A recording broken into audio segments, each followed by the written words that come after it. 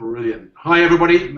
Julian Freeman from the Stars of Wellbeing, and this evening, in fact, this morning on the Pacific time, Michael's time, I'm really excited to have a short period with Michael to talk about something and chat. And so, good morning, Michael. How are you?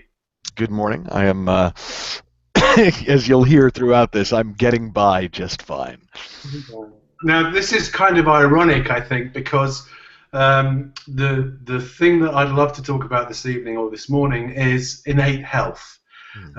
I wanted to just first of all go back a little bit and just say to people that Michael did an interview. You did an interview with me pretty much last May when you were launching the Inside Out Revolution. And if you go to the starsofwellbeing.com and look at the Michael Neill option under the courses thing, you'll see that interview there. An option to buy Michael's book if you haven't bought it already. It's absolutely fantastic. An option to join your program as well, Michael. It might be out of date, so maybe you need to tell me what we need to put in there. I don't know. But I love this man. He's had significant impact on me and on Beck, my partner, along the way when you visited last year. And the one thing I really loved, we talked a lot in that last interview about thought and what's beyond thought, the presence of mind. And so I'm not really planning to go there with this conversation we're just about to have, but what's been coming to me recently is that people keep forgetting, this part of the misunderstanding for me, but people keep forgetting what they have inside of them. And it's interesting to me when you go to Wikipedia, the 3 principles appears under something called innate health. And for ages I didn't really realize what that was. But I've recently had some conversations with people where they talk like they don't know if life was water, like if life was swimming in a pool, they talk like they don't know how to float and their natural tendency is to drown, and they're grabbing out for stuff to help them float, and they've forgotten that they float. They don't need any of that stuff. And I just wanted to get your take on that, Michael, and see how we can help point people towards, because if you even get a glimpse of how capable you are as a human being, and we all are, then how powerful is that understanding? Well, I think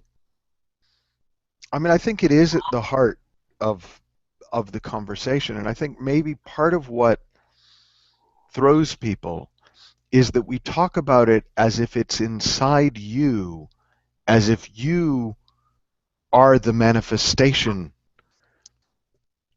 So it is what we would call innate health in this understanding is you.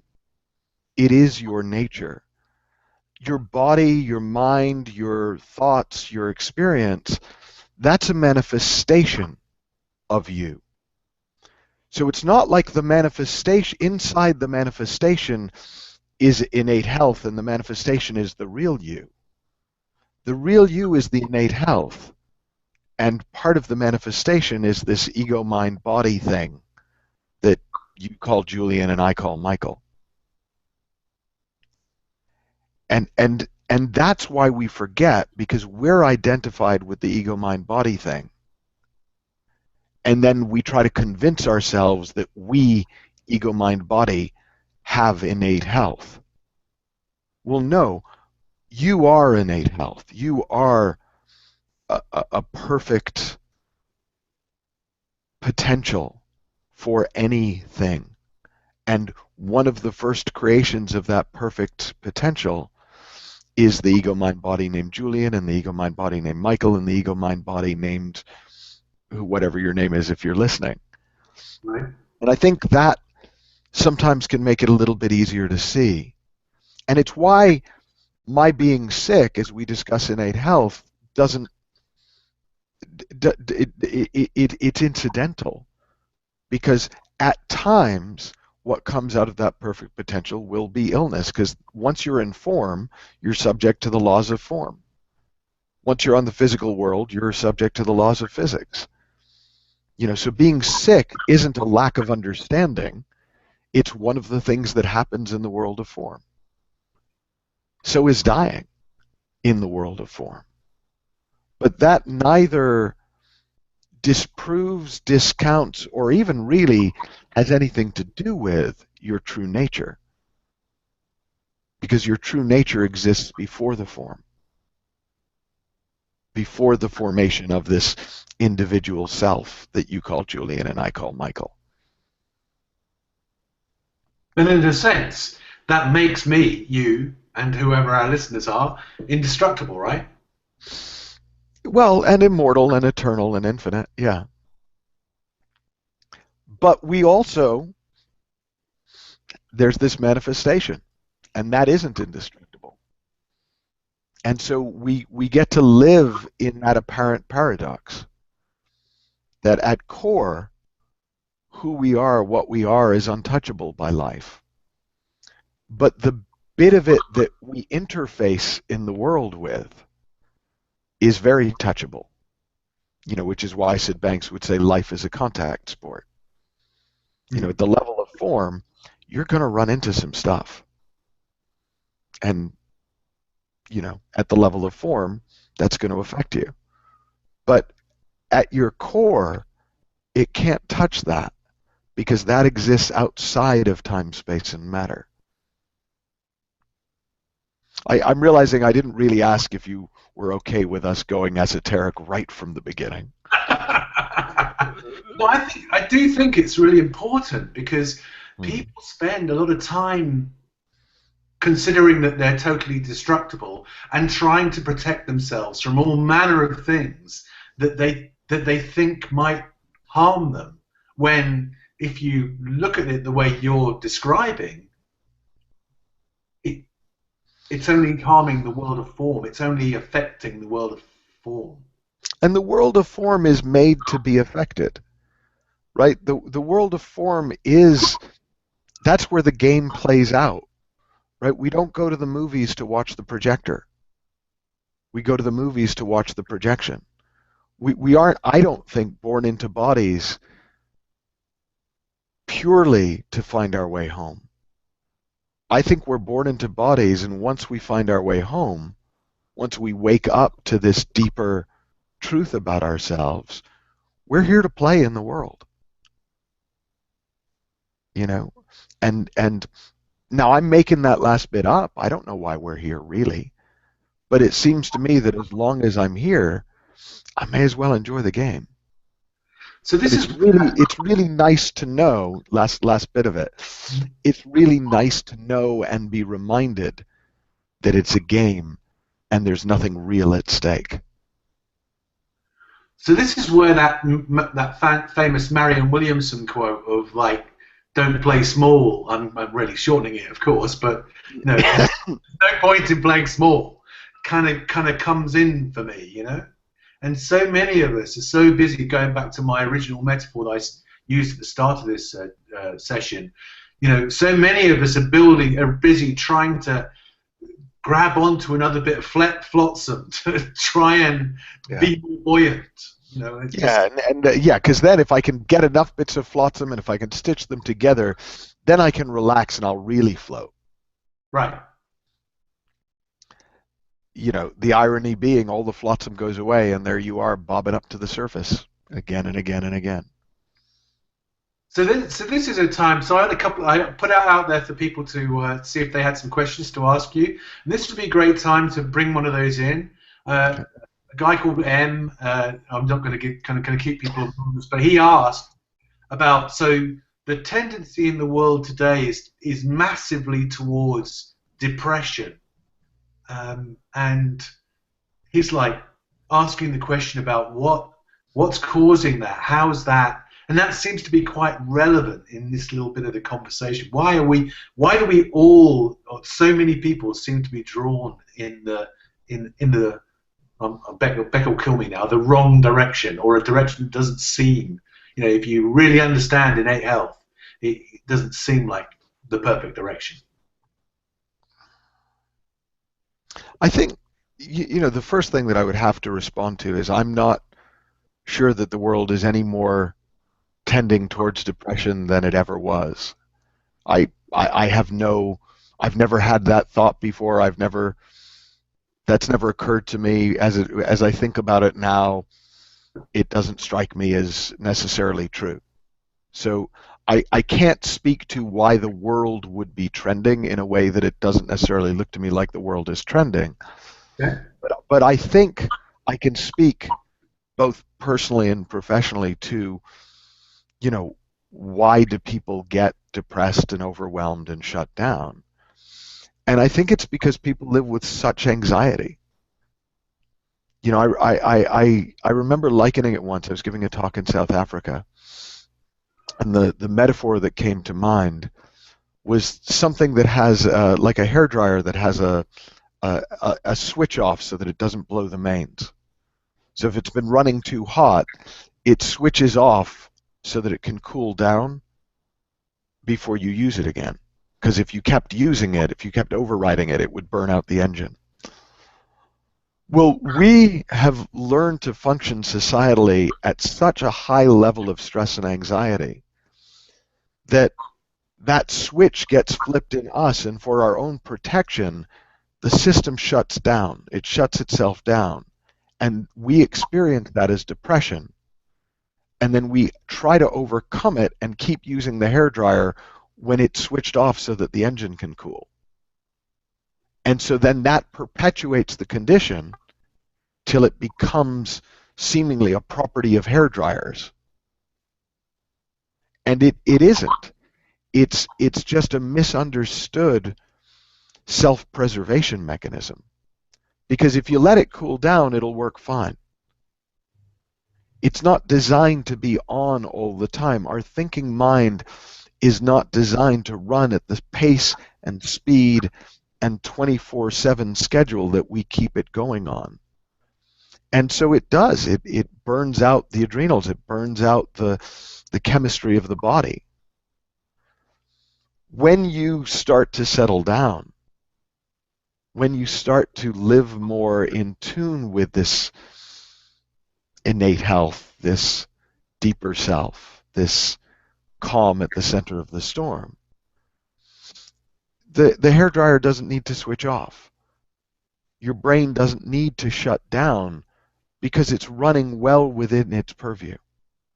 And then you're just much less likely to experience anything that feels like depression. You might get quiet sometimes. But that's just, there's a feeling behind that of still being connected to the mains. No, I love that. That's a great concept. And there's actually two things that come to mind because, you know, in my book, Life Beyond Money, almost in the third part of it, almost the first thing that I mention is a thing that I call the feelings barometer. And it's that thought-feeling connection.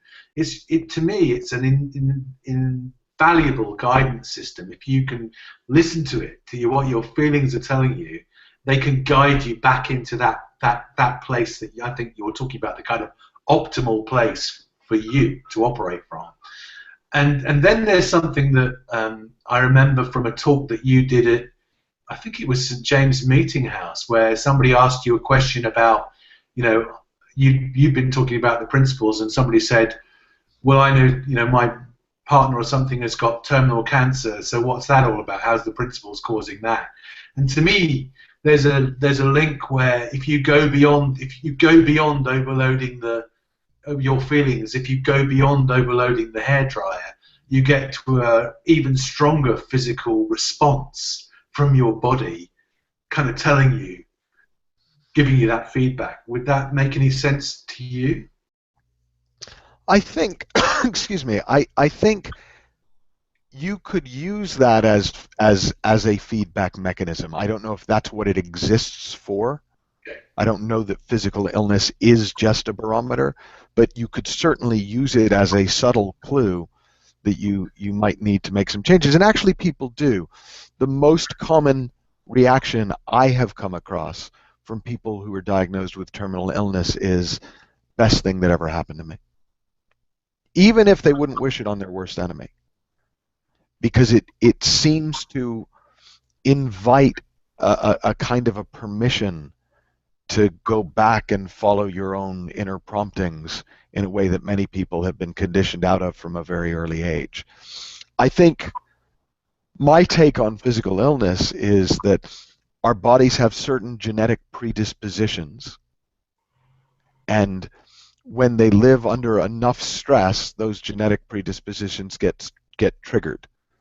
And so if your body's genetic predisposition is towards cancer, and many seem to be, then when your body has enough going on in it for a long enough time, that gets triggered. And there's environmental factors that affect that, and then there's internal environmental factors that affect that.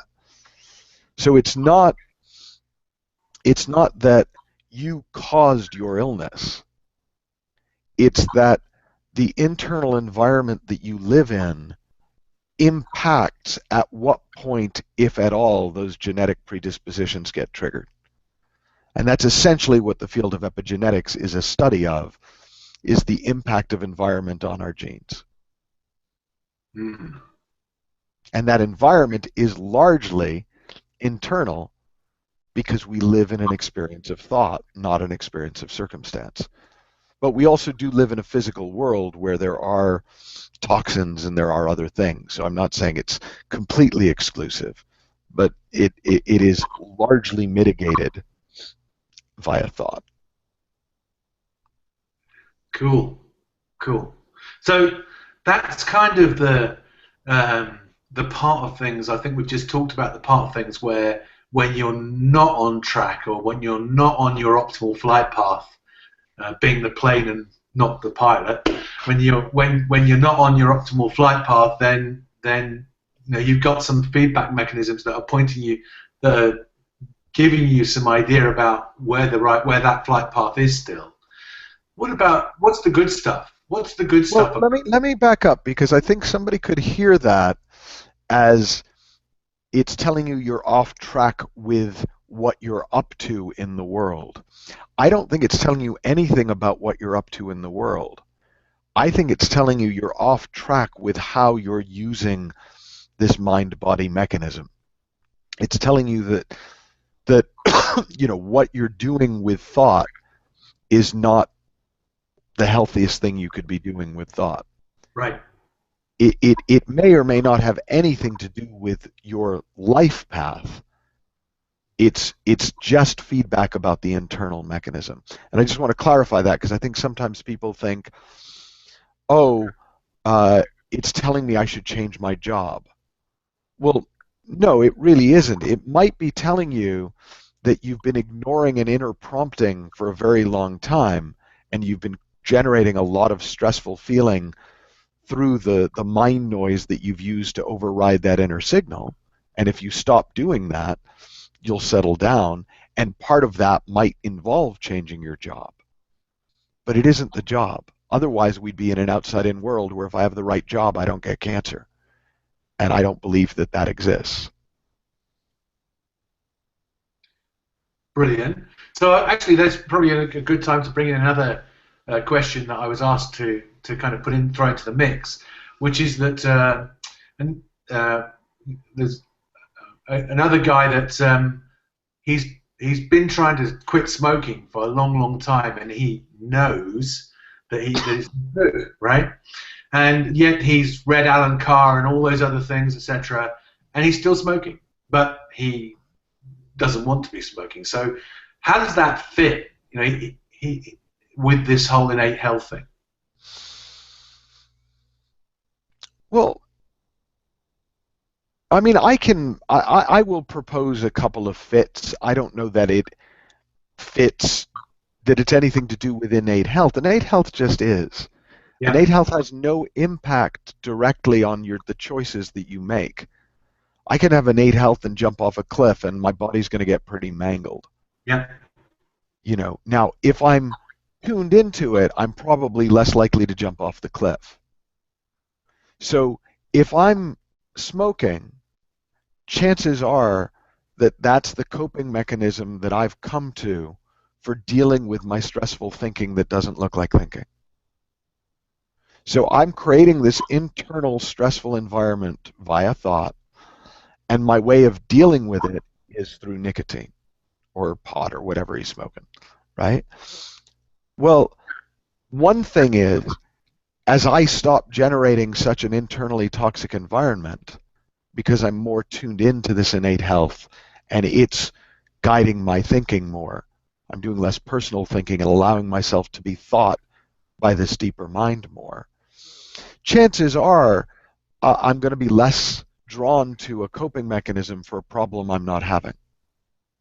So that's one way that it affects it. The other is what I see most often, I talked about this in a class recently, is that when people talk about wanting to change a habit, what they mean is, I think I would be more the kind of person I think I should be if I didn't have this habit. They're not really saying, I don't want to smoke anymore. They're saying, I want to be a non-smoker. I want to conquer this. I don't want to be so weak-willed that cigarettes have power over me. There's something in my self-image that smoking doesn't fit with, or eating doesn't fit with the way I eat, or whatever the habit that they think they should change is. My experience in doing this work, and I used to do more therapeutic work where I would work directly with smokers and weight loss and things like that, is the people who've genuinely decided they don't want to do it find a way. The people who think they shouldn't have a lot of drama and noise around it. And that's just my experience. I wouldn't want to put that on our questioner because he and I haven't spoken. Sure. No, I think that's. I was a smoker a long time ago, and for me the answer lies in, well, one day I just didn't need to smoke anymore. I don't really even remember what it was that happened, but I didn't need to smoke anymore. I didn't smoke anymore. In fact, I did smoke one cigarette a little later, years later, and I was then in that place of, oh my God. Yeah, you suddenly taste it and you're like, what was I thinking? I know. But see, now let's just kind of wind it on and go, I get your distinction about it's not telling you where your life path is, it's telling you how well your system is operating. But there is a thing where, for me anyway, where when I get quiet, when I listen to is it George Pransky's thing about listening to the piccolo in the orchestra? Yeah. When I can start to tune into that more, and that becomes more of a part of the way I'm living my life, then life feels very, very different. Well, I think that's right. But again, the cause is the listening. The effect is the life path. The life path can't make you listen more or less. So, what happens, and this is part of the good news, right, is that when we listen to mind, when we listen to this deeper part of ourselves, it unfolds a path for us. Sometimes it's very obvious that it's from the inside out because something occurs to us and we just know what to do. Sometimes it looks almost outside in because a circumstance just presents itself that's perfect for what we want. But everyone that I've ever worked with, since even before I understood anything about the principles, I used to call it the soul path, because the people who were happily successful, it really looked like life was laying it out for them brick by brick and step by step. And they didn't necessarily know where they'd wind up, but they absolutely knew they were in the right place. And that's part of the human potential. That's part of the potential for our lives. Not that we figure out our life path, but that we're on it. And that we, by tuning into this deeper wisdom, this quiet intelligence, we're more sensitized to it. We're more likely to hear the call, and it's easier for us to follow it. No, that's brilliant, because in writing my book and in creating Living from Wisdom, the product that I have, I never set out to do that. It was like I was turning the dials on my safe, and the tumblers just fell into place. And and it wasn't because I was trying to pick the lock or open the safe. It was just I just cracked it and it all happened. Yeah. So I think for me that's a great sign that's when I know that I'm on path.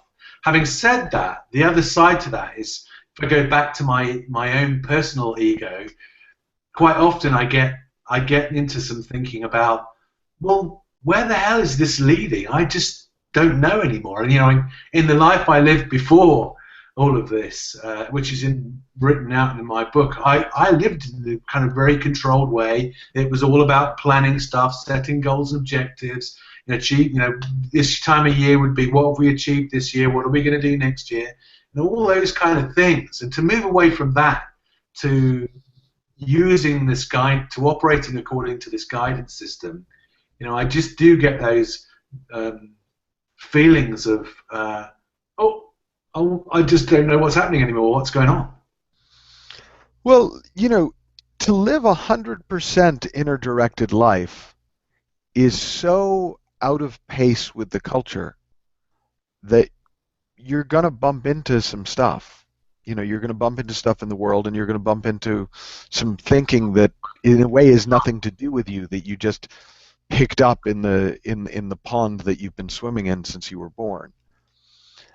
I personally, if I had to guess, I think I probably live about a 70-30 inner-directed to externally focused life. It's not deliberate. It's just an observation. And I don't know that I'm striving to get to 100, 0. I notice that the more I tune into this inner direction, the more guided I feel, the more beautifully things unfold. But that's just where I am. And it doesn't feel like I don't have an inner direction to become more inner directed as an act of will. I would suspect it will happen more and more because it's been happening more and more. That would be my best guess. But it would be kind of comical if I tried to rush it along and made that into the new external goal that I was chasing. Mm. But there are two things that strike me from that, because I remember you coming over and speaking to us, and I was in a group that Jamie Smart invited you along to, and I remember your story about deciding it was 100% inside out. So to me, like, coming back to this whole innate health thing, the two things coincide, and the person you were being in that room that day, or at least this is how I experienced it, there was a kind of total certainty about you and a kind of power.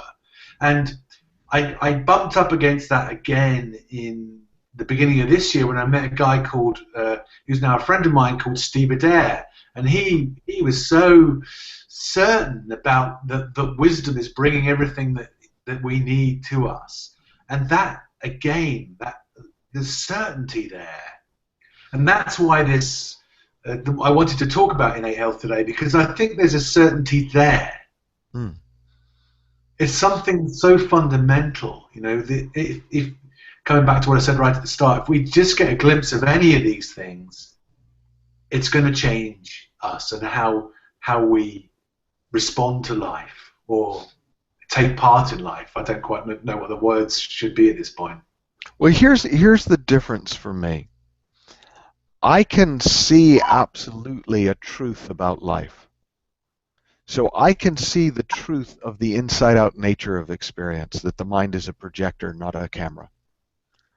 I can see with absolute certainty the innate potential of any human being, the innate health at core.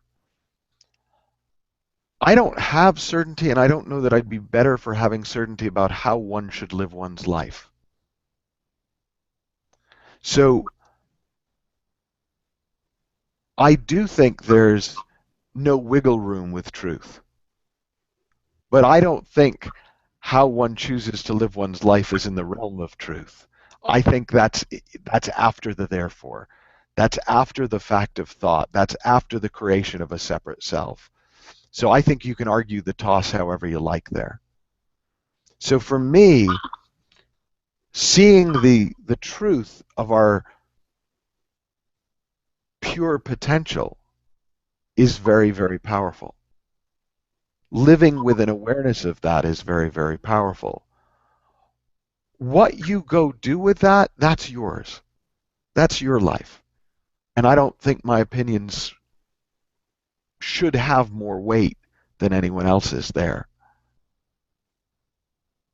But in terms of what you've got to work with, yeah, I'll argue that toss with anybody, because truth is truth. Right, and so if you realize that, if you realize something about these building blocks, the built-in functionality that you have all the time, 24/7, available to you, I think the only thing that makes a difference to me, except of course when I forget it. Well, I remember when I first saw Bill Pettit, the psychiatrist, speak, and I kind of, it was a big deal because he was with a group of doctors, and I kind of was snuck in at the back, and I'd gone up to study how he'd been so successful with all these mentally ill patients. And I literally put my notebook down within 5 minutes because I got it. He was so sure that every human being was innately mentally healthy that you would go nuts trying to convince him that you were nuts. And one of the stories he tells is of a, schizophrenic patient who, now completely healthy, who when they first met Bill and were talking double speak and, drugged out and just completely messed up, and Bill told her that she had innate mental health, her first thought was, oh my God, they've finally given me a doctor crazier than I am. But she could feel the truth of it. And eventually she found that underneath all that crazy, and we all have our crazy, is health. Crazy isn't a sign that you don't have innate mental health. It's just what you're doing with it at the moment. Yeah. But now you're getting into the realm of I'm really feeling you right now, but which of course is all me. But when I remember you standing in that room and the power the powerfully way that you were being in that moment. When I remember Steve Adair talking about wisdom and the power that gave him. And I haven't actually seen Bill Pettit, but I have heard lots of people who have seen him like you have, and I get that too. It just that having that solid ground underneath you makes such a difference for me when I experience that, makes such a difference to the way that I step out. Well, it does, because in a funny way, by having a few things that are solid, it allows everything else to be up for grabs. If there was no place to stand, I would find that scary. But the fact that I can see that behind every manifestation, before every form, is this energy of life that we tend to call universal mind in this conversation.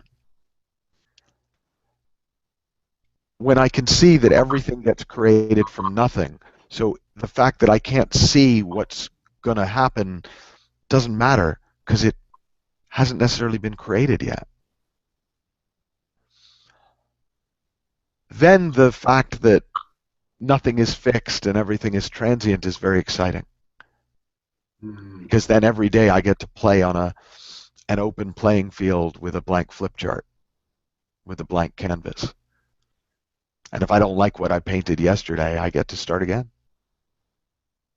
And that's kind of cool because that gives me the freedom to just paint and not worry about it.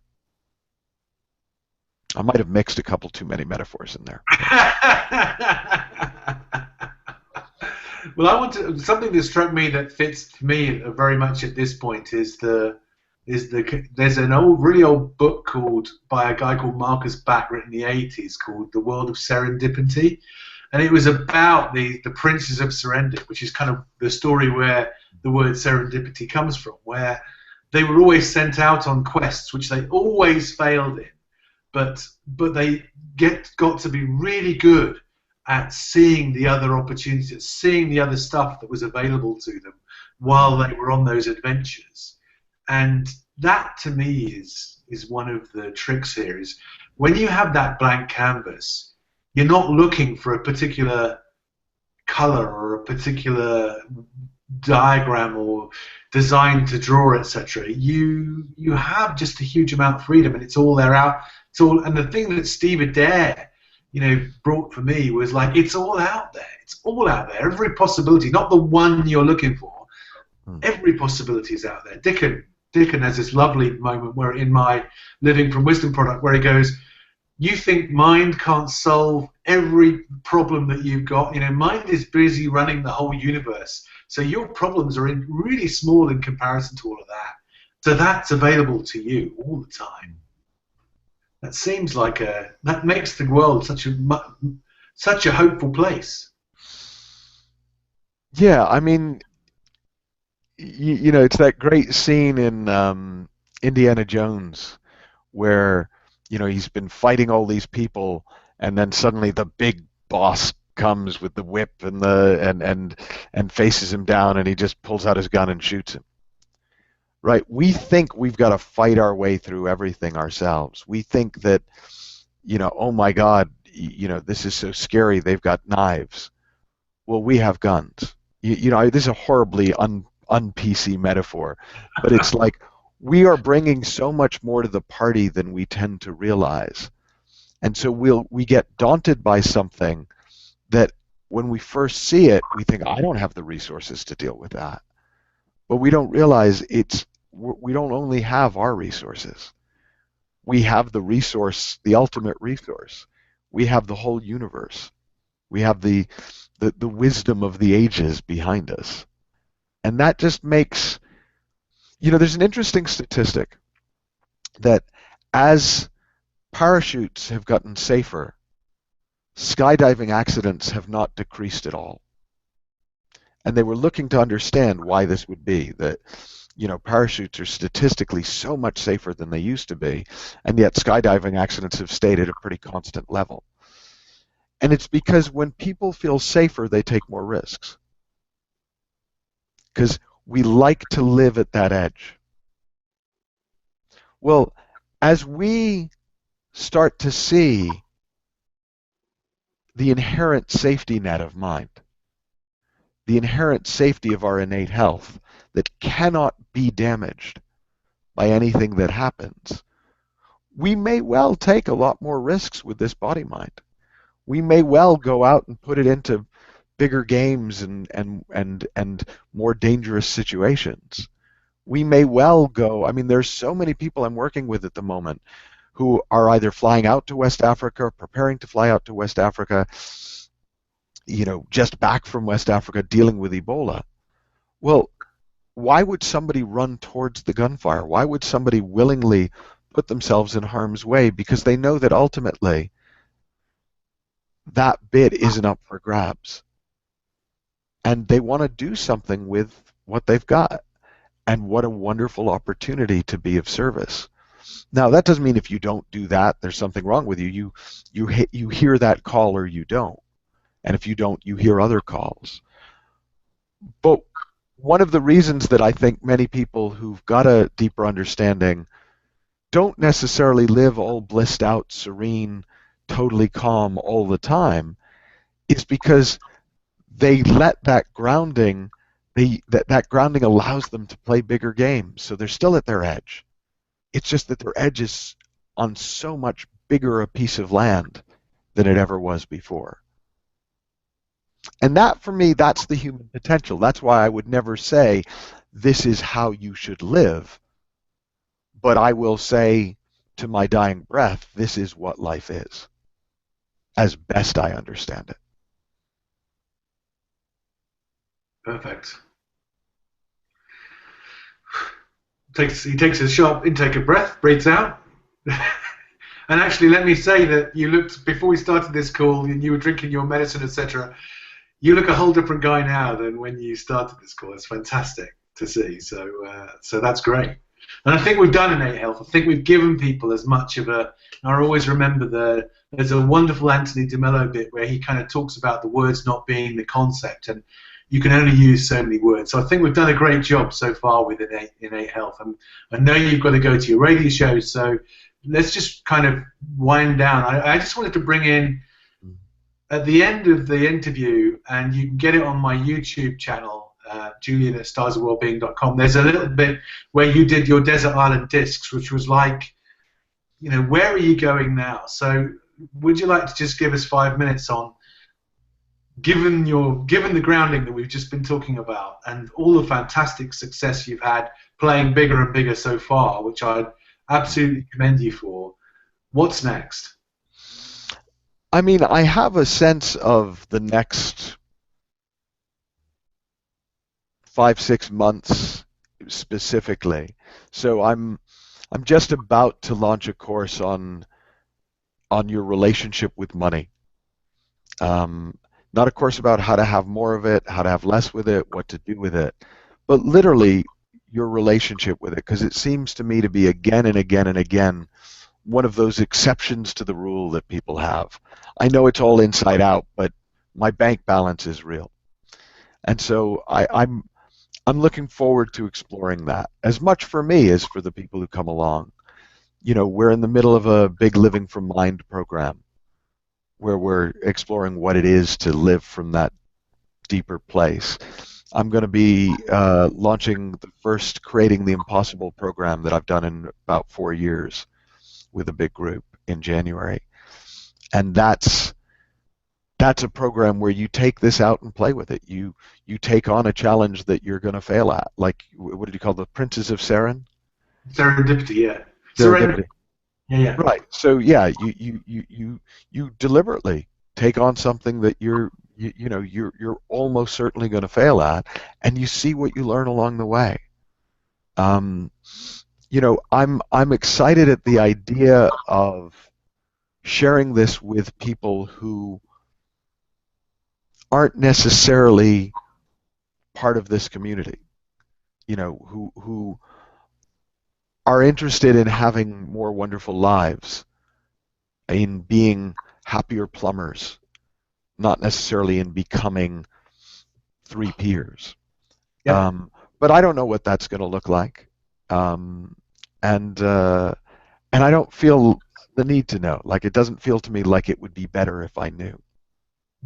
I'm doing my best to open space up on my calendar so that when something shows up, I'm available to follow it and see where it leads me. Sounds great, and it's always been since my, I suppose, in Life Beyond Money, in my book, my whole story is about that I didn't really, I was that plumber, although I wasn't a plumber, and I would say now that I'm a happier plumber than I was. So and it's always been my goal to help find more ordinary people and help them see this great potential. So if there's anything I can do to help you with that, just let me know, and I'll do whatever I can to help. That's great. Brilliant. Always appreciate it. Thank you. Cool. And so thank you so much for your time. Oh, the one thing I'd love to do before we finish is, a friend of mine, Sheila Masand, has got a joint venture with the Center for Sustainable Change on parenting called Transforming the Community from the Inside Out. It's about youth in distress and what the principles is doing for them. And I decided to sponsor them this year because I think it's such a worthy cause. I do some volunteering in that space with kids that seem to live in a world of thought storms, and so I'd love anybody watching this. It's the beginning of December 2014. It's all on. You can go to her website, Transforming the Community from the Inside Out, and sign up for it. Register for it. It's free. I'd love for you to go and watch that. And then Thank you so much for your time, Michael. It's been beautiful to get your input and your insight onto this thing called innate health. It's huge. Thank you. Oh, it's a pleasure. Thanks, Julian. All right. Catch you again maybe next year. Yeah, look forward to it. All right. All right, my friend. Bye.